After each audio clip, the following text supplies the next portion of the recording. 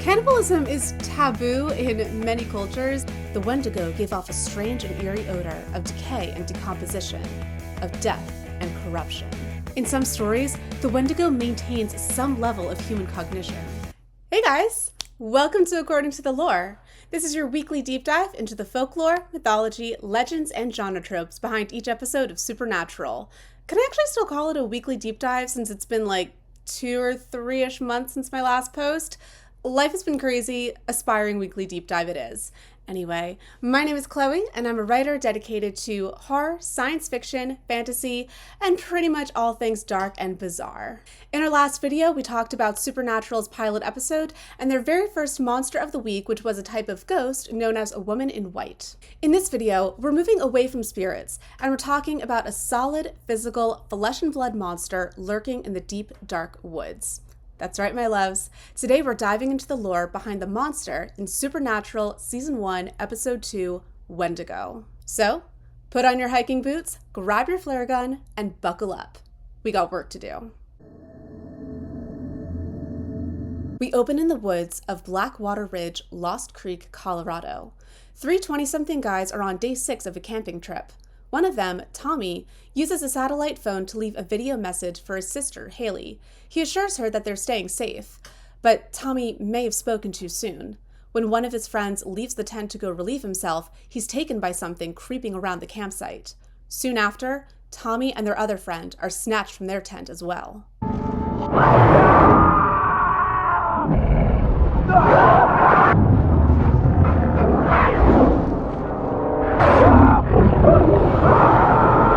On the road, a grieving and guilt-ridden Sam dreams of his girlfriend, Jess. It's been a little over a week since she was brutally killed by the same creature that killed his mother, and he and Dean still haven't figured out where or what it is. Now they've resumed their search for their father, John, following coordinates that he left behind for them in his hunter's journal, leading them right to Blackwater Ridge. At the tourism office, a ranger assumes that they're there to help Haley find Tommy, who she recently reported as missing. The ranger thinks that she's overreacting.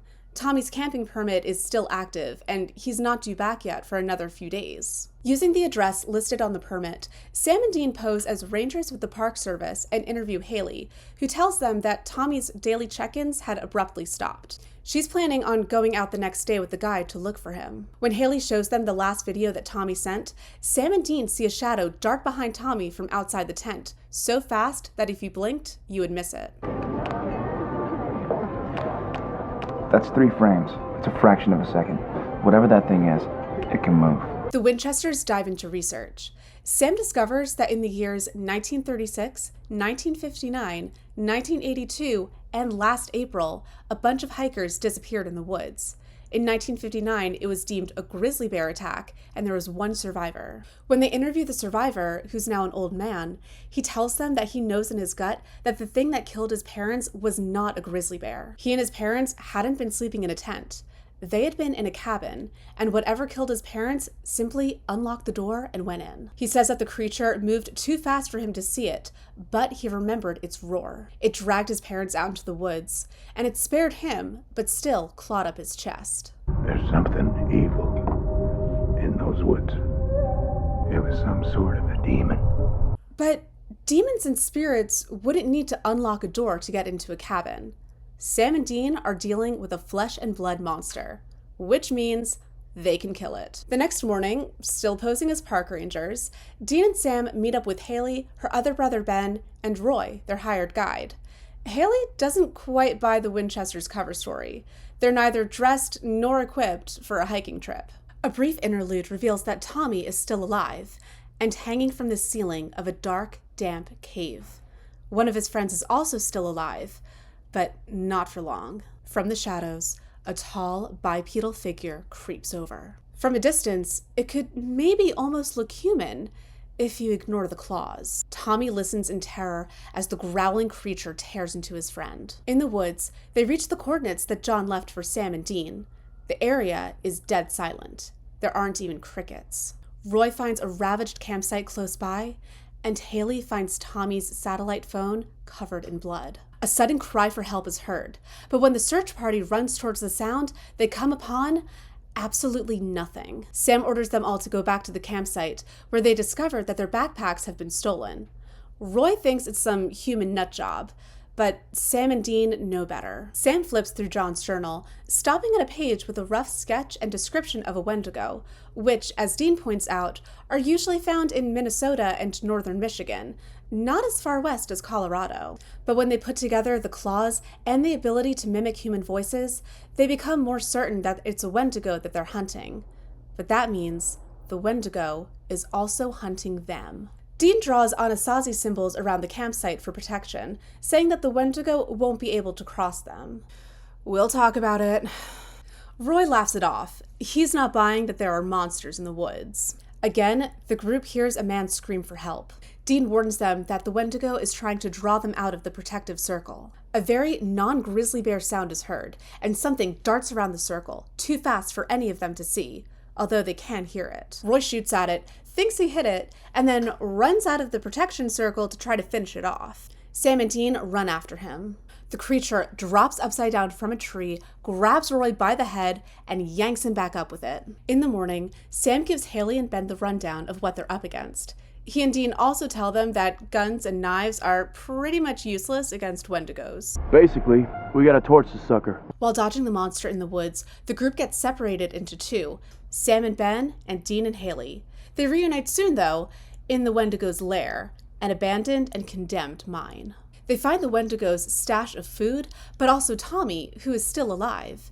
They also find discarded flare guns from previous victims. A harrowing chase through the tunnels ends with Dean shooting the Wendigo in the chest with one of the flare guns, burning it from the inside out.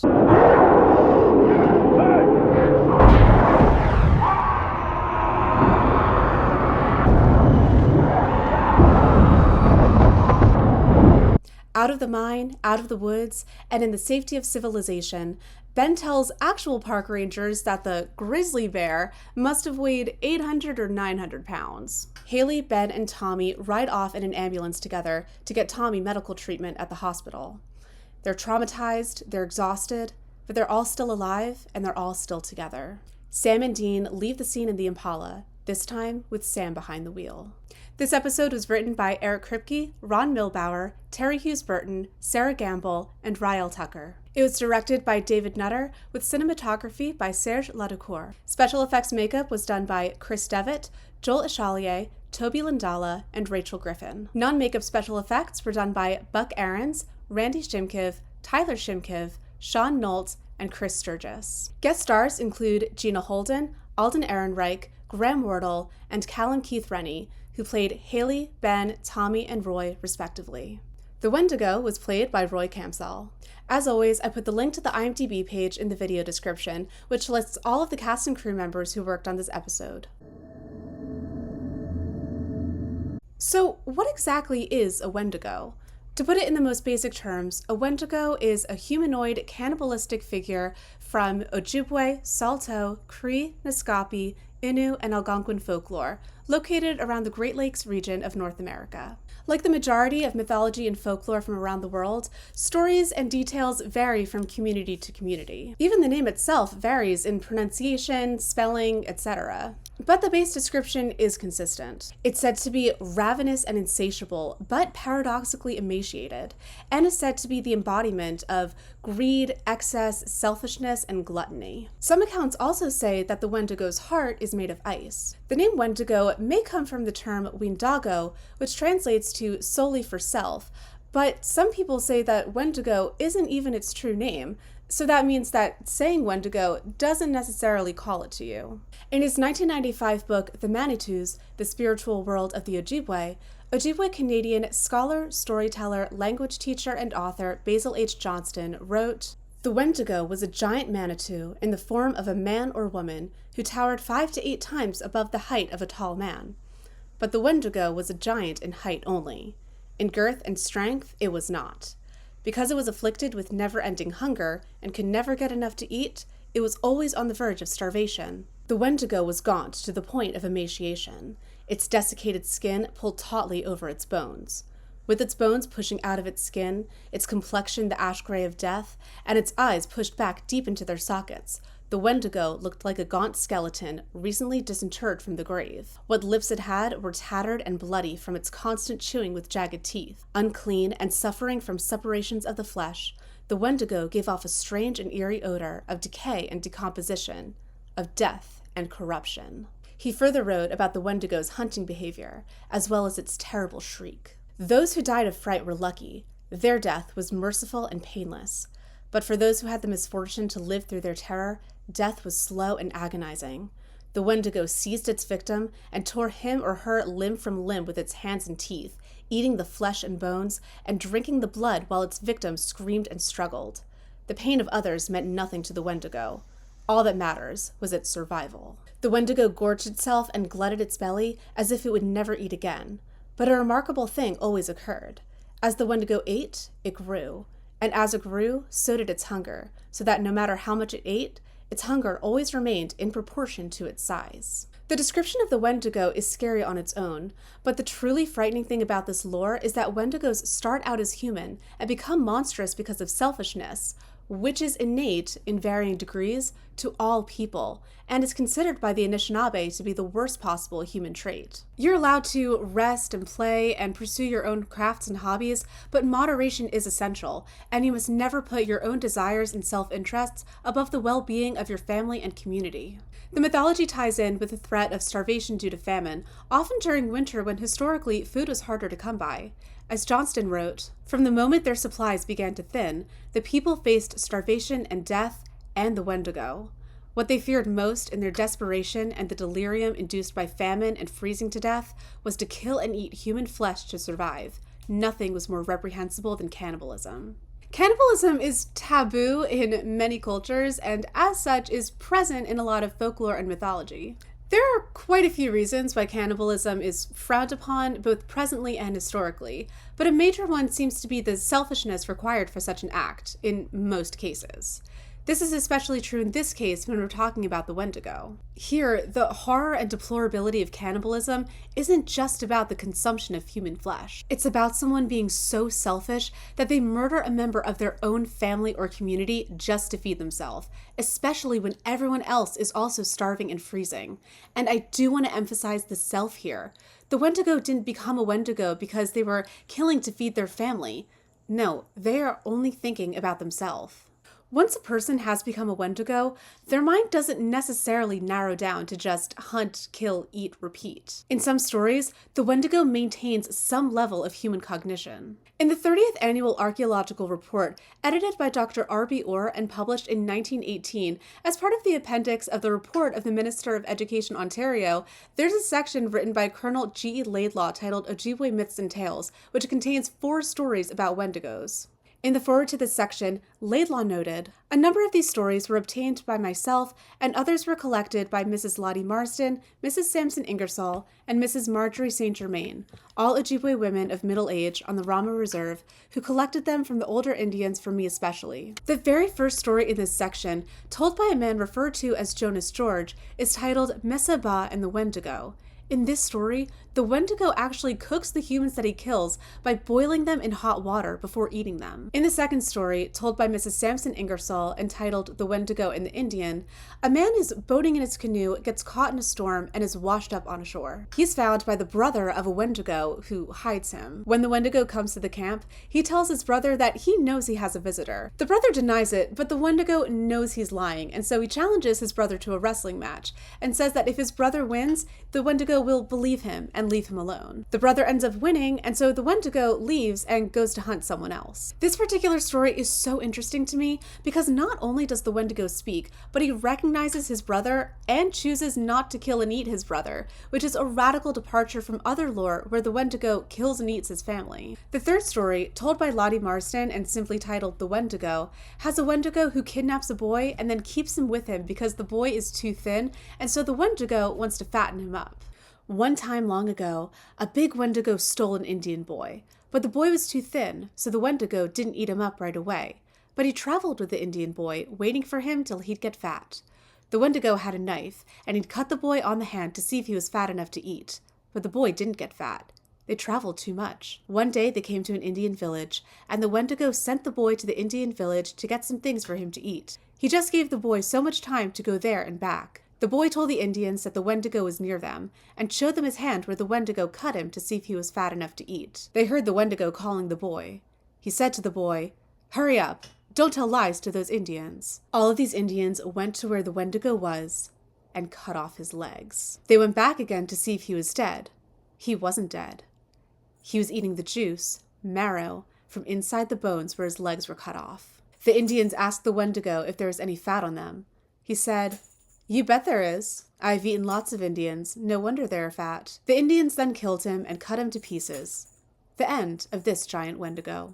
I can't stop thinking about this story, partly because of the auto-cannibalism, but mostly because of the element of the Wendigo kidnapping the kid and then periodically checking to see if he's big enough to be a worthwhile meal. It's eerily similar to the Grimm's fairy tale Hansel and Gretel. In that story, there's a witch who kidnaps a boy and keeps him in a cage so that he'll get fat enough to be a worthwhile meal, and she periodically checks his finger to see if any progress has been made. So obviously, this leads to the question of, is there a direct link between this specific Wendigo story and Hansel and Gretel? This report is from 1918, and the story was told by community elders, so presumably this story, as it was told, had already been around for multiple generations, assuming that the story did not change since its original creation. Hansel and Gretel was published in Germany in 1812, but had existed before that through oral storytelling. German settlers started coming to Canada in the 1700s, and a significant number of these settlers ended up in Ojibway territory. Cultural exchanges and trading practices between various communities and nations are well documented throughout world history. And there's also a history of cultural exchange between French fur trappers and Ojibway communities, which we will get back to in a second, I promise, so just put a pin in that. All this being said, there is absolutely no evidence whatsoever supporting the idea that this specific Wendigo story is in any way connected to Hansel and Gretel. Which leads to the follow-up question. What the fuck is going on in our collective human consciousness that multiple communities are thinking about the very specific activity of kidnapping children and waiting for them to get fat enough to eat? And before you say anything about early conventions of applying livestock practices to human beings in fiction, I already thought about that, and that thread led absolutely nowhere because as far as I can tell through my research, in this specific period of time, Ojibway communities were mostly hunters and did not keep livestock. So I ask again, what the final Wendigo story in the Archaeological report, told by Lottie Marston and also titled The Wendigo, is about a hunter who follows big footsteps into a camp and ends up in the dwelling of a Wendigo and the Wendigo's wife. The story ends with the hunter killing the Wendigo in a sneak attack after dinner, while the wife, per the Wendigo's usual request, was scratching, quote, all over his body. The wife is happy because the Wendigo scared her, and so she and the hunter get together and live happily ever after. Again, we have a story where the Wendigo retains a shred of humanity. He has a home, and a wife whom he does not eat, despite being a ravenous cannibal. The Wendigo has a wife. The Wendigo has a wife. The Wendigo has you know what? I'm just going to revisit this in another video. I'll let you ponder these implications on your own time. Let's move on. There are a couple different ways that a human being could become a Wendigo. The Wendigo by itself is a Manitou. In Algonquian folklore, the Manitous are the spiritual life forces of everything. So the primary way that a human becomes a Wendigo is possession brought on by their own excessive tendencies. In his 1976 book, Ojibway Heritage, Basil Johnston wrote, "As a spirit of excess, Wendigo could captivate or enslave anyone too preoccupied with sleep or work or play or drink or any pursuit or occupation. Children and the young were often warned, 'Don't play too much. Wendigo will get you.' Though Wendigo was fearsome and visited punishment upon those committing excesses, he nevertheless conferred rewards upon the moderate. He was excess who encouraged moderation." In the Manitous, the spiritual world of the Ojibway, Johnston recounts two stories about Wendigo creation. In the first one, there's a food shortage that starts in the summer and continues on into winter. Everyone is starving, and a man goes to a sorcerer to help him, quote, find food and allay his hunger. His hunger. Not his family's, not his community's, his. The sorcerer gives him a powder and instructs him to drink it in the morning as a tea. So the next morning, the man makes the tea out of the powder and drinks it before anyone else wakes up. he immediately shoots up in height, and the excess limb length means that his stride and pace has increased exponentially. This gets him so excited that he forgets his hunger temporarily and goes to run and skip and jump and play with his new body. But then he gets hungry, and animal meat is unappetizing. So he wanders around and finds his village, and he calls out to the people to greet them, but his voice is so loud and frightening that many of the villagers just drop dead on the spot. The man-giant is so hungry that he eats one of the corpses, and then he eats another, and another, and pretty soon he has eaten everyone in the village. He has now become a Wendigo. One man from the village survives because he wasn't at home when the Wendigo attacked. When he returns to his decimated village and cannibalized family, he's consumed with the need for revenge. So he follows the Wendigo's trail and catches up to him, and at this point the Wendigo has shrunk down, and so the man kind of has the upper hand a little bit. The man slew the Wendigo in the same way the monster killed his victims. Unmercifully. With utter indifference to his cries for mercy or of fear and pain, he clubbed the Wendigo to death, leaving its remains to the ravens or whoever craved even the flesh of a cannibal. In the other story, a man asks a mother and father for their daughter's hand in marriage. They refuse because the suitor already has several wives. The father points out that if he married yet another woman, his other wives would be neglected, and he suggests that the suitor think about the other men in the village who are still single. The suitor is insulted and pissed off, and so naturally, he makes an effigy of the daughter out of snow and submerges it in water, leaves it outside so that it freezes into ice overnight, and then burns it in a ritual the next morning. God, men really will do anything except go to therapy. Anyway, the woman becomes sick and irritated and ends up killing and eating her family. The suitor then comes to rescue her and take her home with him. The other wives don't like her, and she's lonely and isolated and just not adjusting well. Her new husband blames her for it. Meanwhile, she has completely forgotten what she did to her family because she blacked out or something, and her husband tells her that he found her abandoned in the woods. She asks the other wives if they know anything about her past. They repeatedly tell her to ask their husband. Finally, he admits that she murdered and cannibalized her family, and he kept this a secret from her to protect her from the guilt and also to protect her from Wendigos and other Manitous who would have surely killed her for it. The woman asks the oldest wife if this is true, and she confirms that someone killed and ate her family, and everyone thinks that she did it. This obviously does not have a positive effect on the young woman's mental health. She also becomes extremely cold and hungry. She builds a huge fire, and it doesn't help her get warm, and so she throws herself in. When the fire dies down, the man and his other wives sift through the ashes to find remains so that they can give her a funeral. But instead of remains, they find a figurine of a woman in ice, and also a figurine of an infant, because the woman had been pregnant. Johnston notes, as far as it is known, this is the only case in which a Wendigo killed itself to turn on its creator. All other Wendigos who were slain not so much as a result of the heroism and ingenuity of humans, but as a result of the Wendigo's own personal foibles, indulging their self-interest much like humans savor the aroma of a forthcoming meal and savor victory to an even greater extent. Wendigos are no different from human beings in this respect.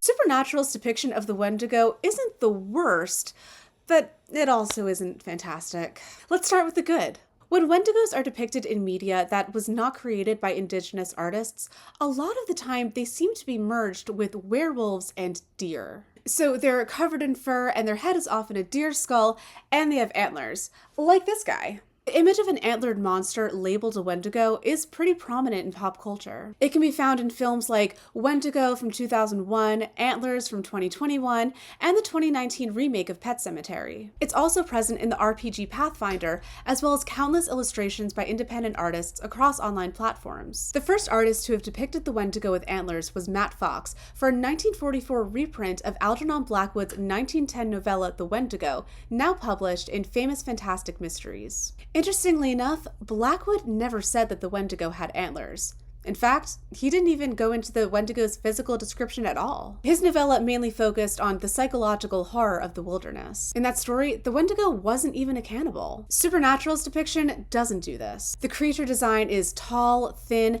clearly humanoid, has claws, and lips that appear to be chewed up. Supernatural's Wendigo even has that detail of the heart of ice. When Sam describes the Wendigo to Haley and Ben, he says that Wendigo is a Cree word for evil that devours, and says that the Wendigo was once a human. The origin is always the same. During some harsh winter, a guy finds himself starving and becomes a cannibal to survive, even eating members of his own tribe or camp. Sam and Dean note that cultures all over the world believe that eating human flesh gives a person certain abilities like super speed and immortality.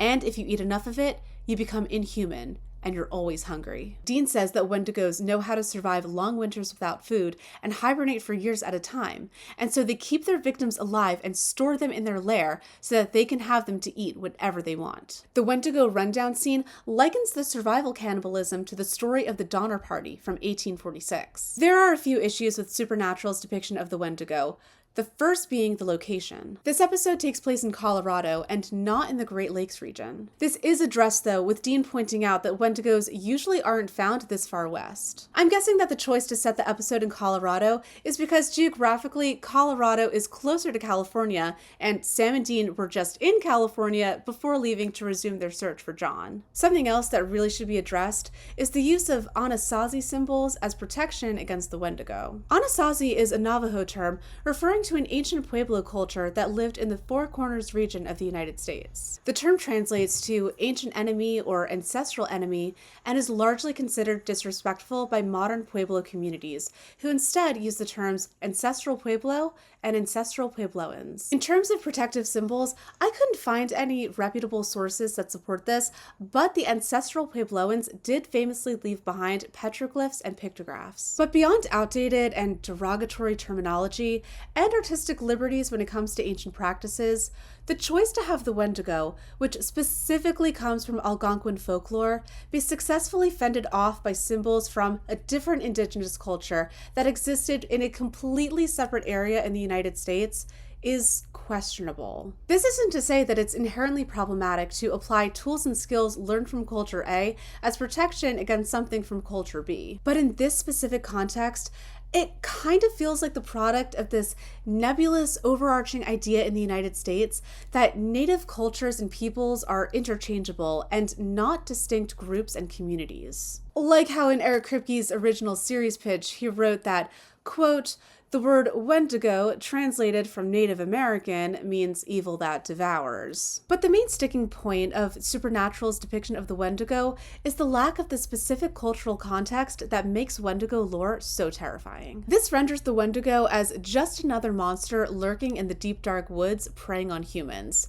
And this issue isn't unique to Supernatural. In 2015, Dr. Brady DeSanti, the director of Native American Studies and associate professor of religious studies at University of Nebraska-Omaha and enrolled member of the LaCourte Array Ojibway tribe, published a paper in the Journal of Religion and Popular Culture about not only Wendigo lore, but about its presence and impact on non-Indigenous pop culture. In the article, aptly titled "The Cannibal Talking Head," DeSanti wrote, "The Wendigo is a relatively new and popular option for the entertainment industry, but despite this popularity, it is mostly used by entertainment outlets as just another stock monster comparable to many other notable fiendish creatures, such as werewolves, vampires, zombies, and demons. Unlike these other monsters, however, the Wendigo remains a viable component of the religious beliefs of many North American tribal nations. In other words, Wendigo beliefs have not been severed from their original cultural contexts, as the monsters of urban lore and cinema have. Many Wendigo stories offer important lessons on how an Ojibway person can live in a dignified and balanced way. This is absent from most popular culture sources,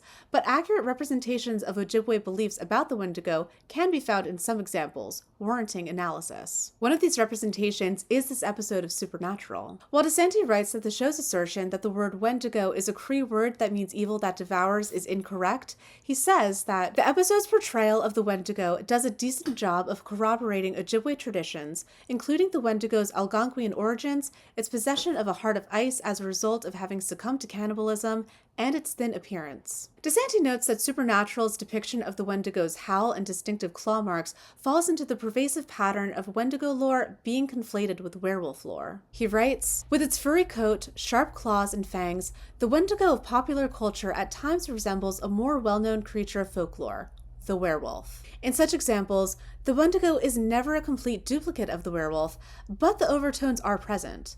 Borrowing features of the werewolf and combining them with the Wendigo makes sense from a creative standpoint. Most comic book authors and other purveyors of popular entertainment are not conversant with Ojibway mythological beings, and the werewolf remains one of the closest approximations for them to make sense of the Wendigo. Okay, remember how I mentioned historical cultural exchange between French fur trappers and Ojibway communities earlier? Yeah, we're coming back to that right now, because in the 18th and 19th century, there was significant contact between the two. DeSanti writes, voyagers came from cultural backgrounds steeped in legends about supernatural monsters, especially ones that focused on werewolves. Ojibway traditions of cannibal monsters, though different in many ways, contain some of the same features. This not only helped fur trappers better understand Wendigo stories, but also allowed them to see the potential for other cross-cultural exchanges with Algonquian-speaking communities. Wendigo and werewolf stories shared between Ojibway and French fur trappers played a part in bridging cultural divides between vastly different societies. DeSantis says that the connection between werewolves and Wendigos makes sense.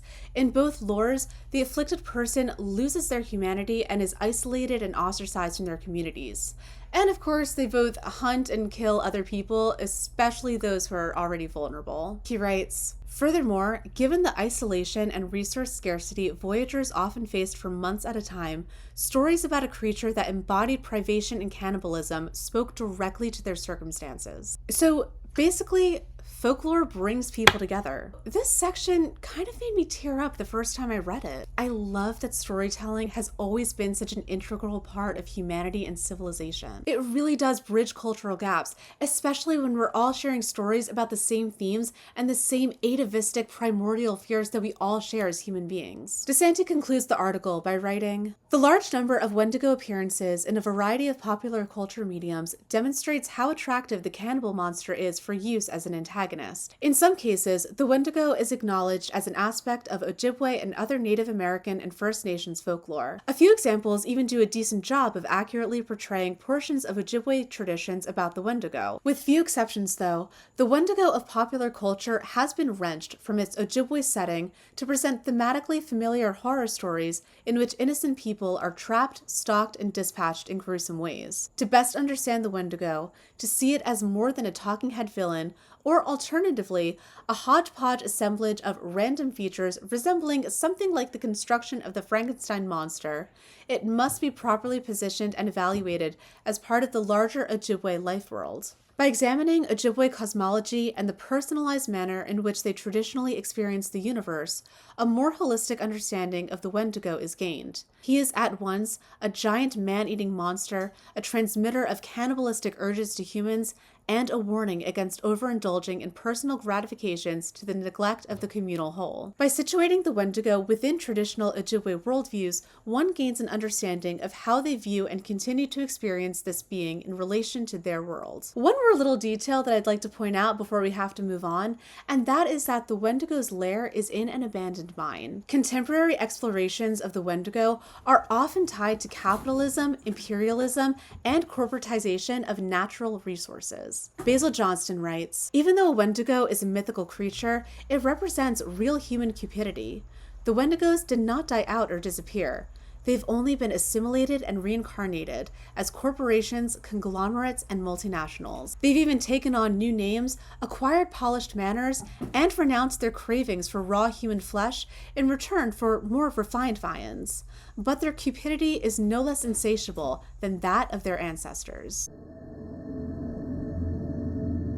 So, why a Wendigo? The main theme in this episode is family, specifically the protection and preservation of the family. Haley and Ben's primary goal is locating and rescuing their brother Tommy. It parallels Sam and Dean's mission of finding John. Both pairs of siblings are determined to reunite their families, but it goes a little bit deeper than protection. There's an element of fierce, resolute loyalty in their respective searches. Haley hires Roy as a hiking guide because if the police are unwilling to listen to her instincts about Tommy, then damn it, she's just going to take matters into her own hands. She also says that their parents are dead and that their family is down to just the 3 siblings. With the Winchesters, it gets a bit more complicated, particularly when it comes to Sam. Sam holds a lot of resentment towards John and has been estranged from him for a few years. He's still determined to find him though. John is his dad, his family. He's so hell-bent on finding John that he's ready to just abandon the hunt and resume their own search. Dean is also loyal to John, and loyal to the mission that John raised them to be part of. You know, saving people, hunting things, the family business. So, how does the Wendigo tie in? In addition to embodying excess and selfishness, the Wendigo is associated with the death and destruction of the family brought on by the ultimate disloyalty. In this sense, Sam and Dean aren't just hunting a monster. By remaining loyal to each other and loyal to the saving lives ethos that they were raised with, they're also fighting for the survival of their family and the survival of their family's core values. Plus, you know, a Wendigo is a big, scary, physical monster. Kripke may have just wanted a good old-fashioned monster in the woods story for the second episode. This is kind of a long video, but hey, I did say it was a deep dive. I didn't even touch on Wendigo psychosis. I'm gonna save that one for a different video down the line. If you've reached the end, thank you so much for watching. If you liked it and want more deep dives into the lore behind Supernatural, let your voice be heard by smashing that like button and subscribing to my channel. And if you have any stories about Wendigos, please drop them in the comments. I would love to read about them, and I'm sure that others would too. Our next video will cover another restless spirit and also a horror trope. Hope to see you then. And in the meantime, stay safe and stay alert. You never know what's lurking in the dark. Spirits and demons don't have to unlock doors if they want inside. You just go through the wall. So it's probably something else, something corporeal.